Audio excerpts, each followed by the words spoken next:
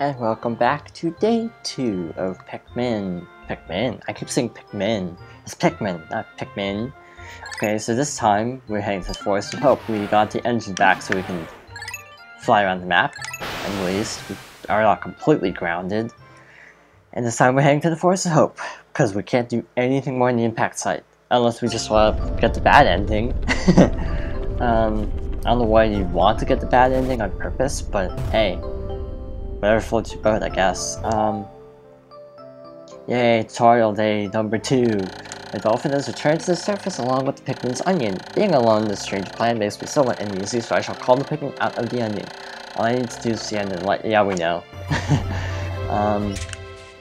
Assuming you watch Pikmin 2, you know at least. I doubt that will be regarded as a great LP in years to come, but I hope it wasn't too horrible. Here's my strat. I usually put a bunch of Pikmin on the wall and then have one Pikmin do this stuff. This one is always fixed yellow on day 2, so you end up with 28 Pikmin. If you take a color palette to the correct color, it will give you 1 extra seed, if I recall correctly. I think that's how it works. So I'm going to try to be maximizing time as much as we can, and I do admit this will not be... that I haven't decided how to actually work it yet, because I kind of want this to be kind of feeling more like a walkthrough, kind of like Super Mario Sunshine. I mean, you know, like I said last episode, a lot of two of my big inspirations are Chucky Conroy and the Sanella, and another one is Proton John, and all of them do kind of that style of sort of let's play like walkthrough types, so that's kind of where I feel like I'd be most at home at, I guess, if that makes any sense. You know, I just feel like that style would fit me well, because I do like to get 100% in games. But it does definitely mean that it is more stressful, obviously, a lot more work. So yeah, I do like to do that kind of 100% thing. Wind Waker is kind of the exception because I wanted to see if I could do a 3-heart run, because I've, again, never done a 3-heart Zelda before. And it actually turned out pretty well. Generally not too cringe-worthy, though I do admit parts of it were. Parts of it did not exactly go swimmingly. Pikmin glitch number 2. Pikmin are really good in this game. Pikmin are really good at hoarding the nectar. This is not uncommon to have like basically like 20 Pikmin. Or like 1 Pikmin hog up all the nectar. This is not uncommon for that to happen, so be warned. This is the Eternal Fuel Dynamo. I know it by heart. It has an unlimited energy supply. I won't have to worry about saving electricity anymore. This will make my fight for survival a bit easier.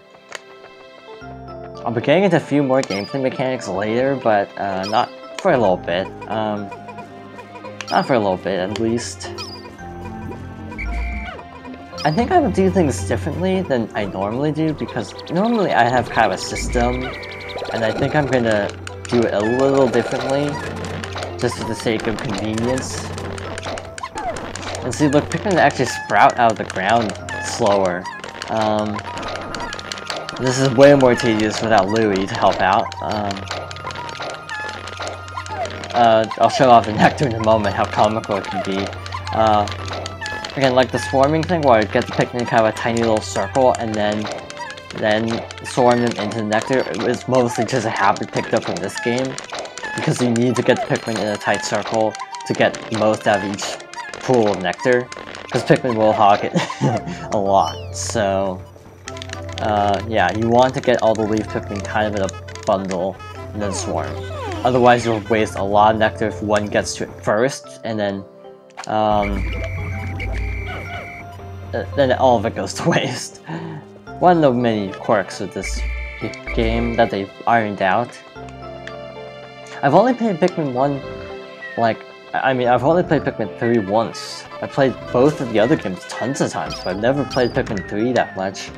kind of weird, because Pikmin 3 is the newest. You'd think I'd like it the best, but I really don't. I like all the Pikmins, to be honest, but it is true that I do find, yeah, swarm throwing is a good idea, which is like swarming them into Olimar as you're throwing. That increases your throw speed. Again, it's not quite as necessary in Pikmin 2, but I think I did it a few times in that one. Got to feel Eternal Fuel Dynamo, so we can have our 1 part per day progression. That's kind of a good scale to go with, 1 part per day, if you're like new at the game, but I'm not. We are gonna go much faster than that, if you haven't guessed. You can actually check out that Bulborb, interestingly, up on the cliff. I might try to do that, but it usually ends horribly. So I might just do the safe way. Because like Olimar, as you remember from Pikmin 1, I remember Pikmin 2 I said that Olimar can actually rest on the ground by default in this game. Press down on the D-pad. I think it's X in the hold X in the sequel, but I don't know why they. That's why I was saying I don't know why they made it a power-up, because you could do it by default in this game. I think I said something along those lines. I honestly can't remember what I recorded 3 months ago. Okay, so this is a Bulborb, which we'll probably see our first instance of the crushing glitch here. You want to swarm the Pikmin away from them as soon as possible. Ah, that was lucky. Come over here and we meet the yellow Pikmin. Normally I would get the part from the cliff first, but I'm trying this new strat to see if it's faster. I really don't know. We don't actually... Oh, these are bombs, by the way. You recognize those from Pikmin 1. They're a bit smaller. This is the yellow Pikmin. They do not have electric powers because there isn't any electricity in the game, as far as I remember. Color is different, but it seems to be a Pikmin nonetheless. First glance suggested this one. Suggests this one? Okay, I give up. It's lighter, as in Pikmin 2. One thing is, whenever you knock down a pellet, the Pikmin will come running back to you. That is not the case in Pikmin 2. That was only in Pikmin 1, and it is so much nicer how does it just carry the pellet after knocking it down. Okay, here's what I'm thinking. I'm gonna try to do things a little bit faster than usual. And this is something that I remember seeing in the comments a lot in Sanella's playthrough, but it's true, you really don't need yellow Pikmin that much. So, I'll say this right now, so no one can like get mad about it and comment it later. I will not be raising hardly any yellow Pikmin. This is a halfway thing, just like, oh, we're halfway through the day, blah blah. Yes, I will not be raising hardly any yellow Pikmin, and yeah, this usually, yeah, in LPs we draws the comments of, wait, why are you getting more yellow Pikmin? It's because you don't really actually need that many like that. Plus this Bulborb will top us off pretty nicely. You mostly need reds and blues, which is funny because red Pikmin are virtually worthless in Pikmin 2 because there's almost no scenario where you need a lot of red Pikmin. Very few scenarios. I'll be getting the yellow pellet up there on day 3, and that'll be it. That will probably be it for yellows raised. In terms of yellows we need, I'll probably raise more than that just to be on the safe side, because things can go wrong pretty easily in this game. But yeah, you really don't need yellow Pikmin that much. Even for the final boss, you only need like a max of like 20 or 30. So we have 25. We could literally beat the game with this number of yellow Pikmin. As strange as that sounds. So we're gonna come over here.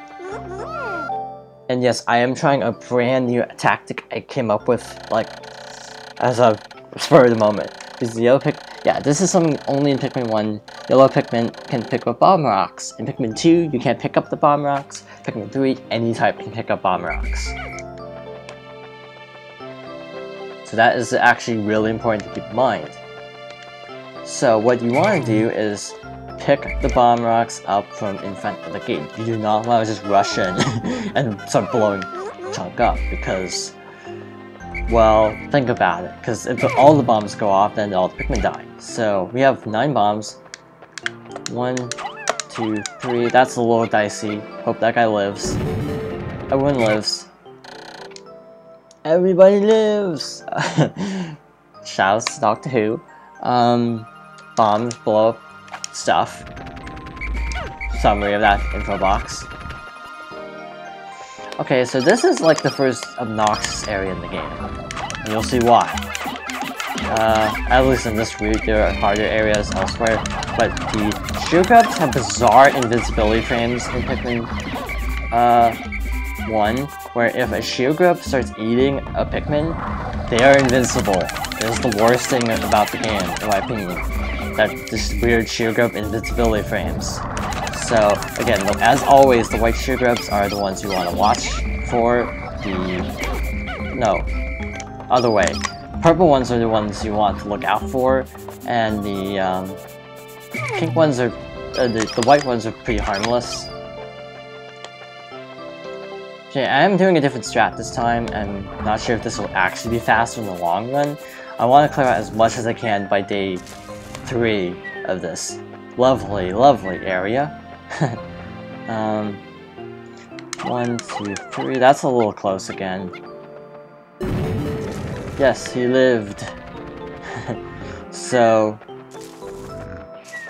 get a head start on this wall. We're gonna do a lot more bombing tomorrow, if you're wondering, because we have a whole day of bombing ahead of us.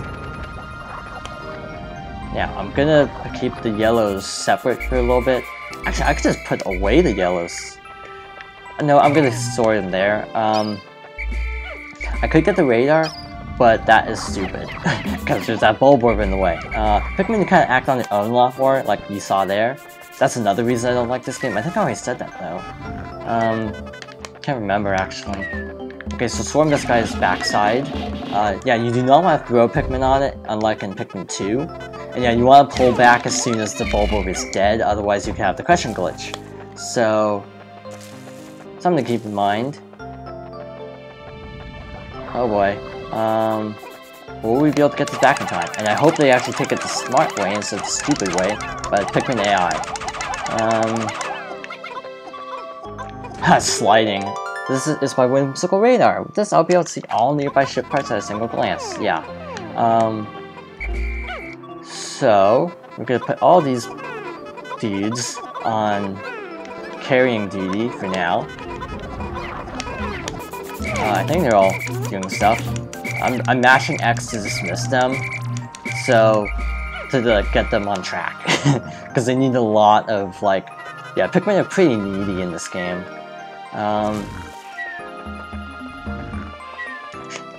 Wait, we have 26? Oh shoot, that red could get us in trouble actually.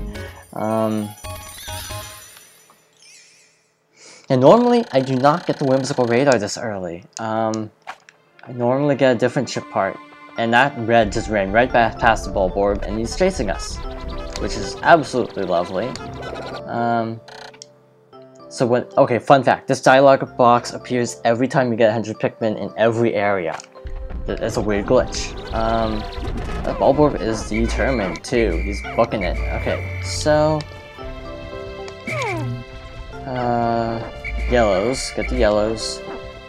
And we're gonna go on another little bombing run before evening falls, or night falls, that's what I meant to say. Pikmin in the ground will be safe, so no worries. No worries. Okay, so we have like a ton of red Pikmin already, so that's a really good start for day 2. But I'm going to do some stuff with our 25 yellows, and again, I think you only need... This is pretty much as many yellows as you even need. I won't be raising a huge amount, just here and there I'll be getting a few more. If I can get the extraordinary bolt today, that'd be lovely, but it's not gonna happen. That's just basically saying, oh look, it's almost nighttime, hurry, dude, put your Pikmin away, don't do anything important, because you have no time. Wait, there were only 5 bombs? That's disappointing. Because we need 9. So that stinks that there were only just 1 short bomb to actually get in here. Oh boy. If Pikmin can if you throw you wanna, okay, another strat. You wanna throw Pikmin in front of the wall. You do not want to throw them behind the wall. Because if they land behind the wall, guess what? They're trapped, they will probably go down with the wall. So don't do that. Put them away. Days in this game seem longer by default. I know Pikmin 2 days are like padded out by dungeons, like the subterranean areas, but it just feels like the days are a lot longer in Pikmin 1. Like, this is like a 17-minute video at this rate.